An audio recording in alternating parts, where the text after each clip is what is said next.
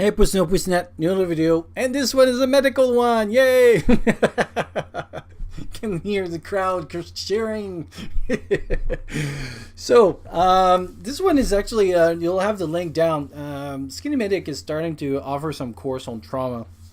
And I mean, I never met the person, but sent a few emails here and there and talked through YouTube by comments and things like that. And really like the quality of his videos and things that he brings. And you see that he seems to know what he's talking about when he talks about those things. And so in the course that he was going to give, mostly around trauma, I was looking at the link that I have down, and I noticed some things, and I wanted to give my own approach to things on trauma, and four things that a lot of people don't talk about. They don't talk a lot about, but they don't kind of put it together, and kind of doing my approach for that. And so this will be kind of a 4-part series on, and this will be like the introduction to it. And the 4-part series would be for the forerunner of the apocalypse of trauma. So anytime that you have a trauma patient, you always have to, or a victim, because you're first rider out there, you always have to think about those 4 things. And sadly, a lot of people put too much emphasis on one or two of them, but not a lot on the other ones. And when I saw the video, it got me some things that some suggestion, and I'm glad it's a suggestion machine, which actually, by the way, I've sent to Skinny Medic. But what I really wanted to do was to share it with you, and the reason of why some of the stuff that I see sometimes with trauma kits and things like that not going, and it goes well with the series that I started a little bit ago, on trauma. So the 4 riders of the apocalypse of trauma are the 4 hypo.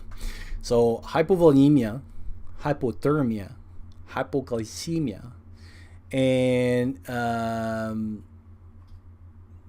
apoxia. So every time that you see a word in medical, because medical terminology comes from Latin, and so they always have like a it's kind of a 2 words, or sometimes they'll have 3 prefix and the prefix. But hypo, so HIPO, is always means low. So hypotension is low blood pressure, hypovolemia is low volume, hypoxia is low oxygen. There's apoxemia, but we'll go with apoxia. We'll bug you with the difference and stuff. We'll use apoxia, it's easier to remember. So every time you have hypo, that means low. So I just named 4 low. So where were they? Hypovolemia, low volume, and that one a lot of people knows about and talks about. But when we'll do that video, we'll talk a little bit about, I think they do the approach a little bit the wrong way, because they all focus on the low blood pressure and low volume, but there's other signs and symptoms that you should know also, and there's also other shocks that can appear and that you should be aware as well, related to trauma and the reason of why. So we'll do a little, I did want maybe a part, 2 parts, because I'll do a part on what is shock and how they go, and there's the 4 type of shock, and then the second part more like, okay, now that we know that, what can we do and what we can look for. And to break it, like, spoiler alert, blood pressure for me in the field, not relevant. So for all those people that was buying their blood pressure machine waiting for me to teach, I won't be talking about it, but I'll be talking why I don't think it's relevant. The second one that we'll be talking about will be hypoxia.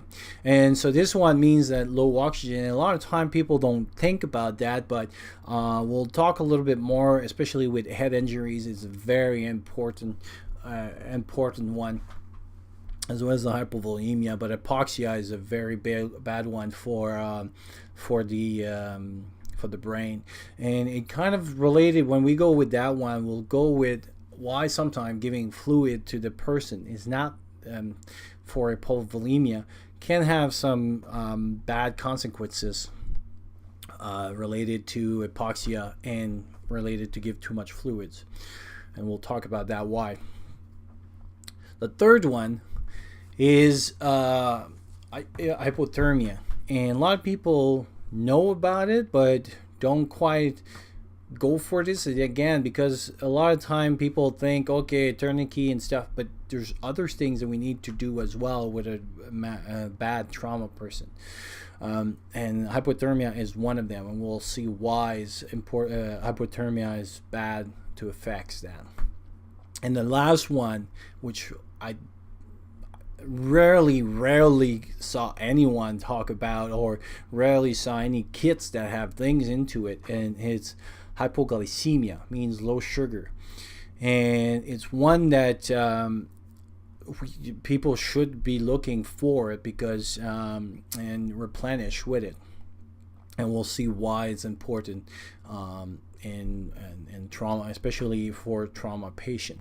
So anyway, those will be what we'll be talking about. And like I said, they'll be in because I don't want to make like a part one, part B and stuff, and because a lot of time those video people don't follow. Maybe the shock one I may have to do that, just because it's such a big topic, but I'll try to make it in one video.